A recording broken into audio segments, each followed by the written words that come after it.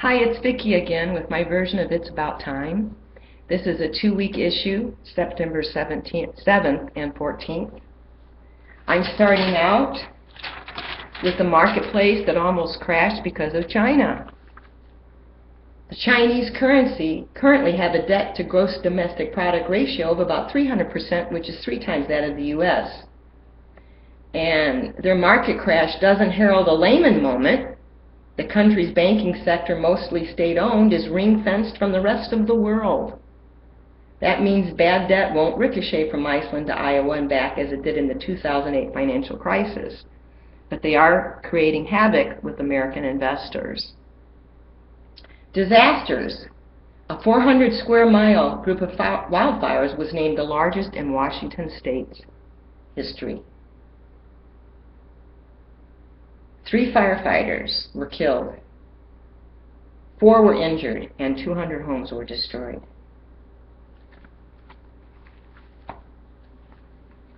Europe is struggling with lone wolf terrorists, and there are 3 main reasons why. There's such an Islamist influence where people go to camps, learn from these people, and go back and do their little jobs back home. There's so much access to guns there, and they have porous borders,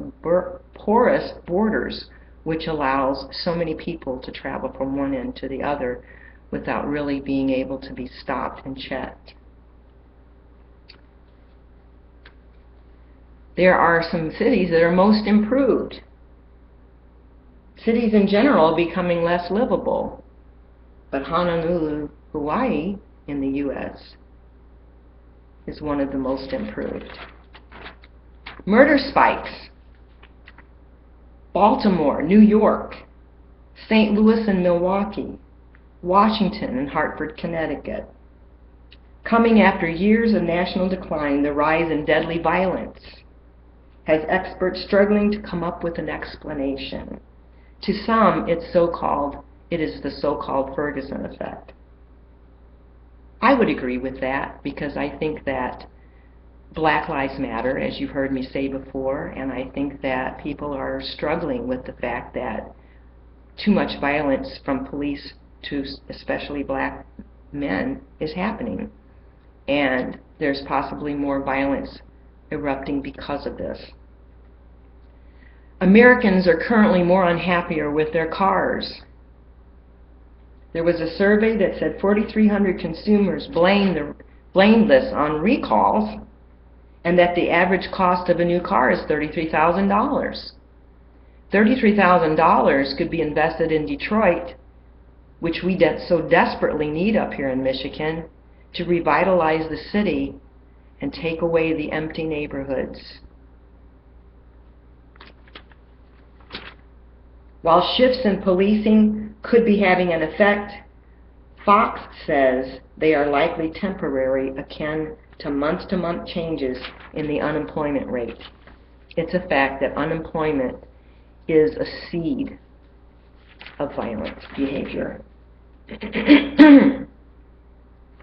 Low fuel costs. Jet fuel prices have fallen 50%. And we are being told that that is being passed down to consumers, but I have not seen any flights prices go 50% lower. Somewhere, someone's getting some money, and we all know that the rich in many areas, when they see a chance to get more money, take it from us. 2 people have died of importance. Lang Thurith, 83, she was considered the first lady of the Khmer Rouge. She was Minister of Social Affairs in the genocidal Cambodian government. I wonder how much she had to do with all the murders that took place there. That's sad to think about because she was a woman. Jacob Bekenstein, 68, the physicist who made great advances in the science concerning the black holes. More and more drones in America. They're not delivering pizzas yet, as I know of, but there have been 650 sightings, pilot sightings of drones this year as of August 9th, up from 238 for all of 2014. Joe Biden is weighing in on the presidency for the next election. Y'all know I'm for Hillary all the way, but if I had a second choice, it would be him. I believe he's an honorable and moral man and would deserve the office. Scott Walker is campaigning more like Donald Trump. He says Republicans have been in charge of both houses of Congress since January, and there still isn't a bill on the president's desk to repeal Obamacare. I'm not for repealing Obamacare, but it seems like the Republicans just want to do nothing. And he states that later. He said he would support revising the 14th Amendment to the Constitution to scale back birthright citizenship, a radical idea reintroduced into the political bloodstream by Trump. That's something that would especially affect Muslims and the Hispanic people in our country, and I think it's a sham. And what I spoke about earlier about nothing being happening in the Senate, that really is handled later by another man named Cruz.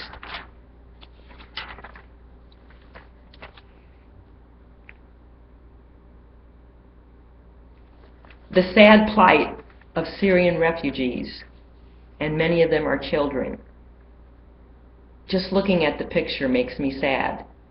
We need to do something about this. They're people. They're human beings. We cannot ignore the situation. Billions have been spent to prevent the next Katrina, but is it enough? This article talks about the fact that the Intergovernmental Panel on Climate Change projects that seas could rise as much as 30 more inches by 2100 if the world is unable to reduce greenhouse gas emissions. Properly shielding New Orleans or Miami or New York would cost far more than we have proved willing to pay. That just doesn't make sense to me. But failing to do so will mean entrusting the fate of our greatest cities to the luck of a storm, as the odds get worse with each passing year. There's a book by Barry Schwartz entitled Why We Work. Many people work for money to get rich or whatever, but the truth is the most valuable employees, he writes, are those who work because they want to do well, not to check boxes. Great teachers don't just teach to the test. Great doctors don't just order profitable procedures. Pepsi's 3D printed potato chips. No thank you. There's an Airbus bullet plane. A patent was awarded to them in August. It will send passengers hurtling through the world at a top speed of 1,300 miles per hour. That's just too fast for me, perhaps because I'm 60. But I just really don't think people need to go that fast. I mean, just how fast do you need to get to a meeting? The most important part of this whole magazine for me was this: how to make schools better for kids. Ditch traditional homework. 30 minutes of reading after school will do more for children than any amount of homework would do. Make recess mandatory. Let's get children exercising again. There's too many school teachers, and this is the truth, I've seen it, standing around talking to one another or on their iPhones instead of encouraging children to participate and play. Screen kids for mental illness. This is so important. Many children have psychological issues that could be detected at school, and they could be reached long before adulthood when these issues become an issue for the local police and become criminal activities. And then possibly these children wind up on disability like I did because of mental illness, because things weren't addressed when they were children. Between junior and senior year, I had lost a boyfriend who drowned. And when I went into the office the first day, because I had found out that instead of getting Spanish, which I had been studying for years, I had been put in a French class. For me, with my illness, this was devastating, and I sat on the floor against the wall crying my eyes out. Did anybody help me? No. Did anybody recognize this as a psychological trauma problem that possibly I had issues? No. I was told to go to French class and do my best. Prioritize diversity. Black lives matter, and so do Muslims and every other religion and race in this country. There was something on Facebook this week that said the only thing that should separate color, that we should separate by color, is the laundry, and I thought that very interesting and cute. Turn discipline into dialogue. Let's quit spanking and correcting the children in ways that just further alienate them. Let's get in a dialogue with them and find out what's really going on and incorporate the parents into the procedure. Let students customize their work. I have 6 grandchildren that are so intelligent that I believe if it was left to them to design the class for the day, they actually could create a curriculum for that one day that would help the children to learn something new. Start classes after 8:30. Give children the amount of time to get 8 hours sleep at least so that they can survive in the learning atmosphere.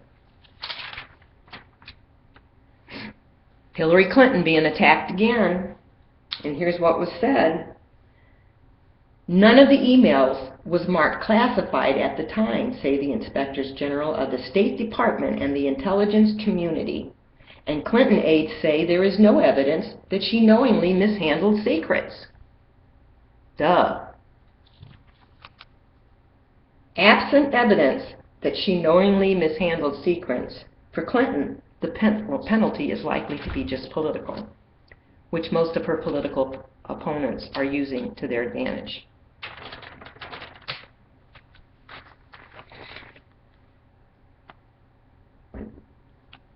Life support. Did you know that as many as 400 doctors, the equivalent of 2 to 3 graduating medical school classes, die by suicide every year, according to the American Foundation for Suicide Prevention. The profession has one of the highest rates of suicides, and it's mind-boggling. One of the reasons, and one of the main reasons, being the hours required of these men and women, because there's so much a lack of doctors, nurse practitioners, and nurses to do the jobs that we need done. And perhaps if we would start living a little better, taking care of ourselves, eating the correct foods, exercising, doing our part, we might avoid some of these trips to the doctor, some of these operations. I'm not criticizing those who develop life-threatening diseases, but many of those are caused by the way we live. Let's do our share to stop this horrible statistic.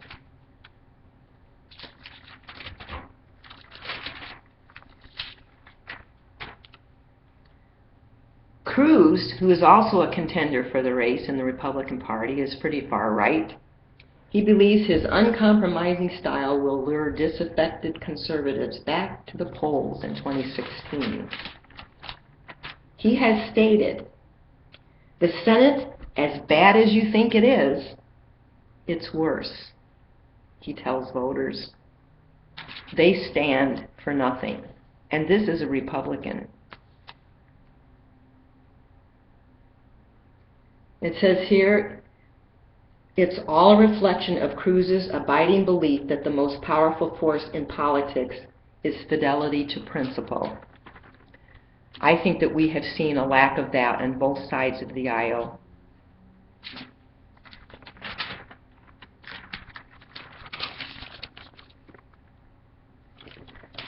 That's Putin, the ruler of Russia, and he's a scary man. He has taken a lot of the people out of his circle of advisors that want to relate to the West, and he is appearing to try to bring Russia back into the Cold War. He is surrounding himself with old school people who he knew years ago that do not want to have any Western influence. This is how the circle looks. It puts Putin right in the middle, And every group of people and every single man answers directly to him. There is no commingling of thoughts, and it's left to him alone to make the decisions. And this is a scary thing because it's happened in the past. William I, William the Conqueror of England, was similar to this, and look how that turned out. Feudalism, and it was not a pretty thing.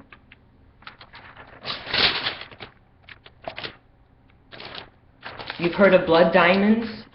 Well, there's still dirty diamonds. And there's been many organizations trying to change that. If we take away buying diamonds from places like the Congo, we send children without food. So it's a catch-22 situation. But the good part is, that I liked seeing, was that many millennials consumers are looking for more than the 4 C's, the classic cut, carat, clarity, and color, which we've heard so much about over the years. They want a guarantee that it's ethical. They want to know about environmental impact. They want to know about labor practices. They want to know that the communities have benefited from the diamonds they are mining. This is a good thing, and this is where it starts. I'm not into jewelry much, so I'm not going to have to worry about diamonds. I'm poor, I probably couldn't afford them anyway. Marvel Comics has a new look, and it's women. Thor is now a girl.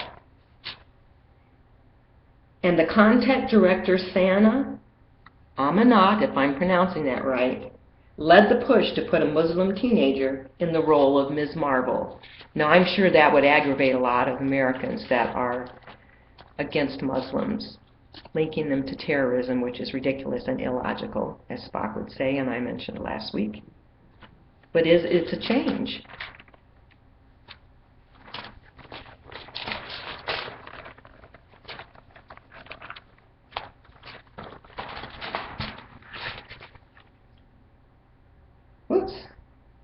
Stephen Colbert took over the late night show. It's already started, so there's not much I can say about that because most of you have probably already watched the show and can catch the reruns online.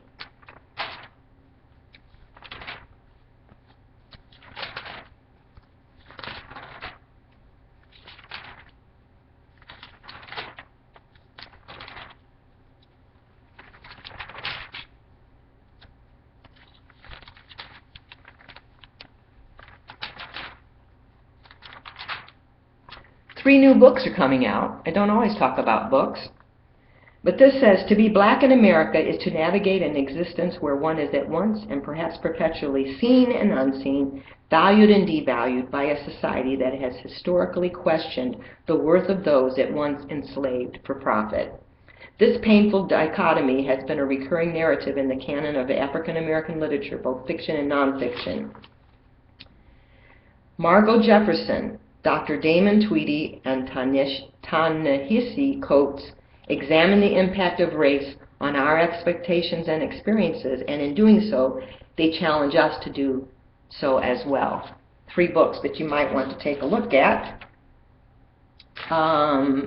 They are called Black Man in a White Coat, Between the World and Me, and Negro Land, a memoir. I have a problem with expensive art.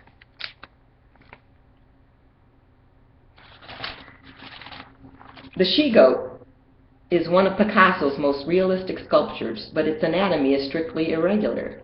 To piece together the plaster original, later cast in bronze, the artist scavenged a palm frond to serve as its forehead and a woven basket for its belly. The udder he made by attaching 2 clay cups. My grandchildren could do that and make a lot of money.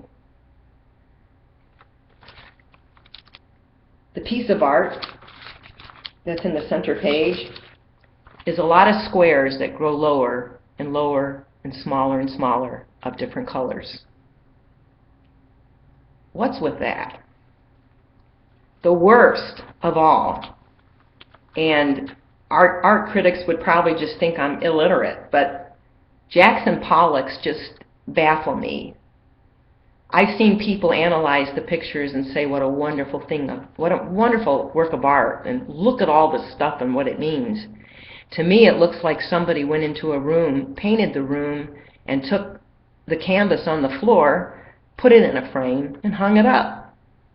My grandchildren can do that and make $1 million. Let's be realistic, folks. Let's start seeing art for what it is. That's all I got to say.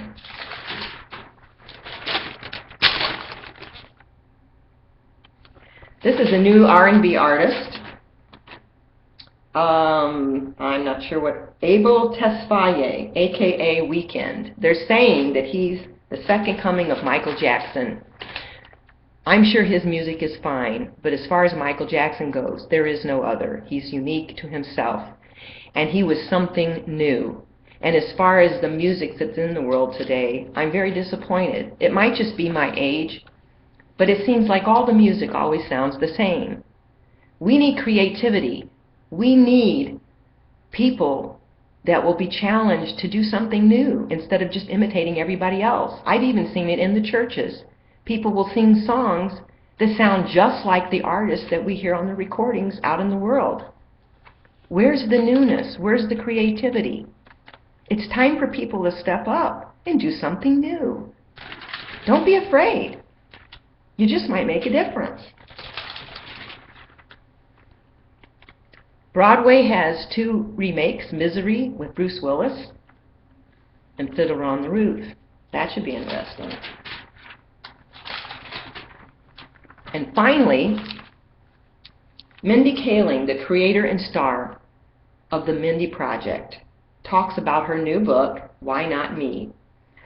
Her dream guest star and the importance of 2 minutes. Time likes to always showcase somebody at the end of their magazine. Many times, people that are so interesting, some I don't know.